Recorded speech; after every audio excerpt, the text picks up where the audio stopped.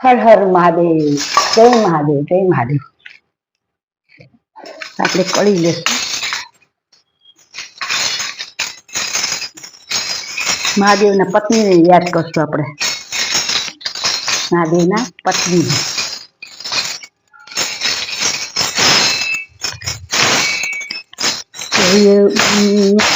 માતા માતા तुम्हारा गुण लगाता, तुम्हारा गुण लगाता, जय उमा माता,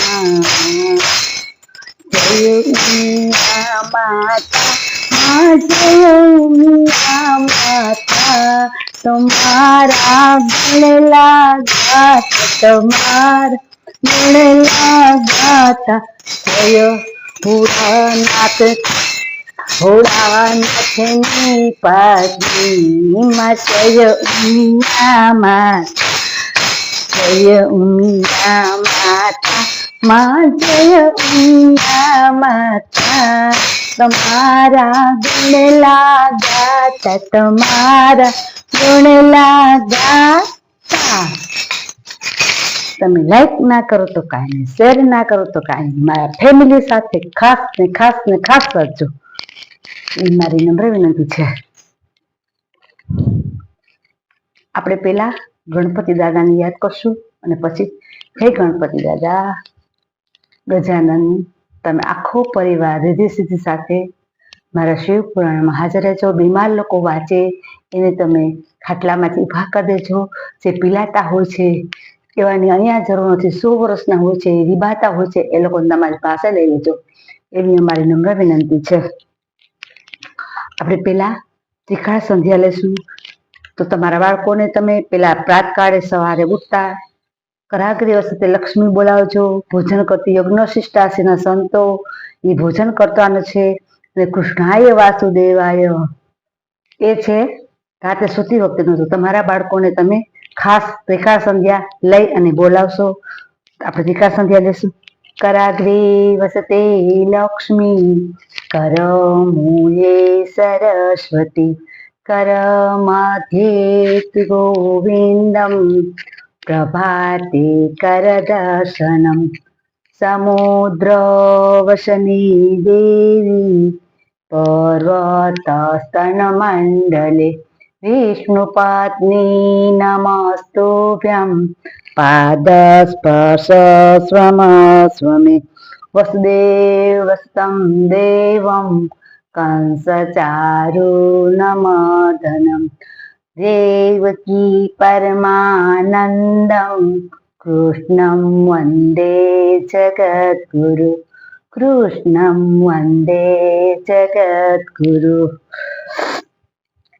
हे प्रभु, वाचवामां आવો, દુખિયાના દુઃખ દૂર કરો, અમારા ઘરમાં રીધિ સીધી શાંતિ આપો.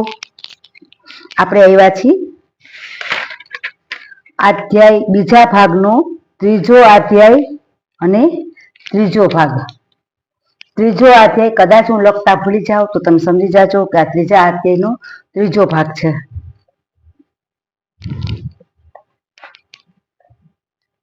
બીજા ભાગનો ત્રીજો અધ્યાય નો ત્રીજો ભાગ. જો તું નારદનું રૂપ વિષ્ણુના જેવું જ મહાઉત્તમ છે. જો તો નારદ મુનિનું જુઓ તો નારદનું સ્વરૂપ વિષ્ણુ જેવું જ છે, પણ એનું મુખ તો વાંદરાના જેવું બેડાળ અને ભયંકર છે. વાંદરાના જેવું અને બેડાળ ભયંકર છે. આ મુનિ કાયમી મોહિત થઈ વ્યર્થ જ રાજકન્યાને ઈચ્છે છે. આ મુનિ મોહિત થઈ રાજકન્યાને વરવા માટે તેનું મન છે, એમ કે મારે રાજાની કુંવરીને પરણવું છે, એમ એને ઈચ્છા છે. આમ છળવાળું વચન કહી તેઓ તો બંને મસ્કરી કરવા લાગ્યા. તેઓ બંને મસ્કરી કરવા લાગ્યા. પરંતુ કામથી વિહવળ બનેલા મુનિ નારદે તેમનું સાચું વચન સાંભળ્યું નહીં.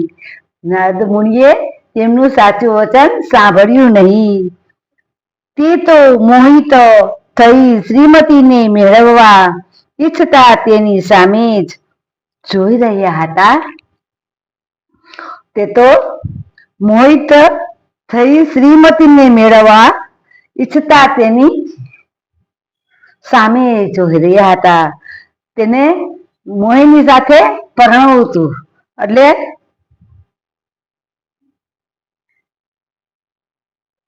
મોહિત થઈ તે શ્રીમતીને મેળવવા માટે એના સામું સ્થિર જોઈ રહ્યા કે આના હું ક્યારે પરણીશ અને ક્યારે હું આની જાન લઈને આવીશ, એવું એના મનમાં એવા વિચાર આવવા માંડ્યા. અને તે તો સપના જોવા લાગ્યા.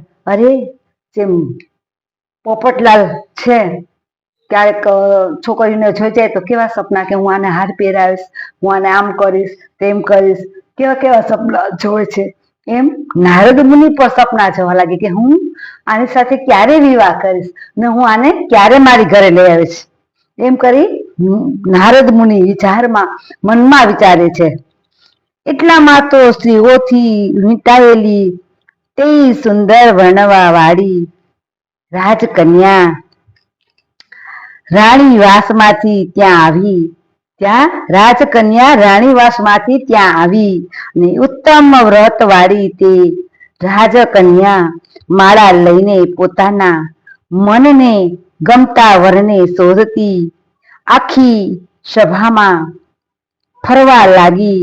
તે પોતા મનગમતા વરને ગોતવા લાગી કે હું કેની સાથે લગ્ન કરું અને કેને હું વરમાળા પહેરાવું. એવી રીતના તે સભામાં બધાને એક એકને તે જોવે છે કે હું કોની સાથે લગ્ન કરું. એવી રીતના એ વરમાળા લઈ અને ભરી સભામાં આવી.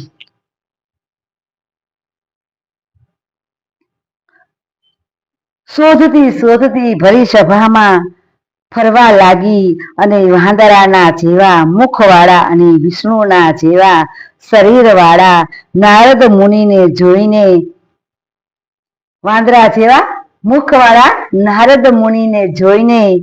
તે કન્યા ક્રોધ પામી અને તે તરફથી દ્રષ્ટિને વાળીને તે પ્રસન્ન ચિત્તે આગળ ચાલી. દ્રષ્ટિ વાળી અને પ્રસન્ન ચિત્તે તે ક્રોધ કરીને આગળ ચાલી ગઈ.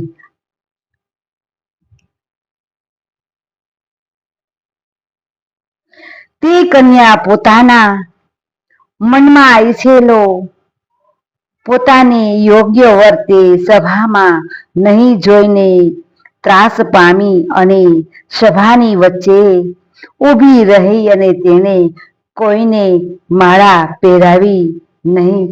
તેને કોઈ મૂર્ત્યા ગમ્યા નહીં. આખી ભરી સભામાં તે ચક્કર મારી પણ ક્યાંય એને એકેય મૂર્ત્યા ન ગમ્યા. માળા પહેરાવી નહીં અને એટલામાં રાજાનું સ્વરૂપ ધારણ કરી અને વિષ્ણુ ભગવાન ત્યાં આવ્યા. જો વિષ્ણુ ભગવાને રાજાનું સ્વરૂપ ધારણ કર્યું અને ત્યાં ભરી સભામાં આવ્યા. પણ તેમને બીજા કોઈએ જોયા નહીં અને કેવળ પેલી કન્યાએ જ તેમને જોયા. જો ભરી સભામાં એ વિષ્ણુ ભગવાન તો આવ્યા પણ તેને બીજા કોઈ ના જોયા. જે કન્યા હતી એને જ દેખાતા હતા. સાક્ષાત વિષ્ણુનું સ્વરૂપ લઈને આવ્યા એને જ પોતાને જ દેખાતા હતા. તો વિષ્ણુ ભગવાન આવ્યા અને કન્યાએ તેમને જોયા. પછી પ્રસન્ન મુખ કમળવાળી ને સુંદર વર્ણવાળી તે કન્યાએ તેમને જોઈને તેમના કંઠમાં વિષ્ણુ ભગવાનને જોઈ અને તેમના કંઠમાં માળા પહેરાવી. એટલે પછી માળા પહેરાવી દીધી. અને જો બીજા કોઈને દેખાતા નહોતા. વિષ્ણુ ભગવાનનું સ્વરૂપ હોય કારણ કે એને પોતાને જ દેખાતા હતા. પછી એના કંઠમાં વરમાળા પહેરાવી દીધી. જો કેવું ભગવાન ઉપર સ્વર્ગલોકમાં પણ આવું બને છે કે ના, સરસ સારું અને ગુણવાન પતિ જોઈએ, એને મોઢું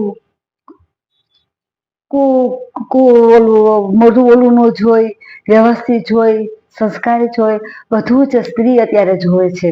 તો હું એમ કહું છું, આપણે હવે ભગવાનને કીધું છે તો હું થોડુંક એક શબ્દ, જો તમે છોકરો ગોતો પેલા આપણું પાત્ર જુઓ કે આપણી પરિસ્થિતિ કેવી છે, સામાવાળાની પરિસ્થિતિ કેવી છે.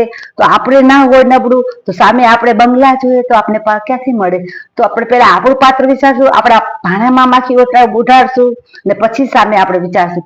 તો જો અત્યારે બધા જ વિચારે કે મારે બંગલામાં જવું છે, કામવાળા હોય છે તો એને જેવા જોઈ એવા ઠેકાણા મળી છે, ગાડીવાળા મળી જાય છે, આવા મળી જાય છે.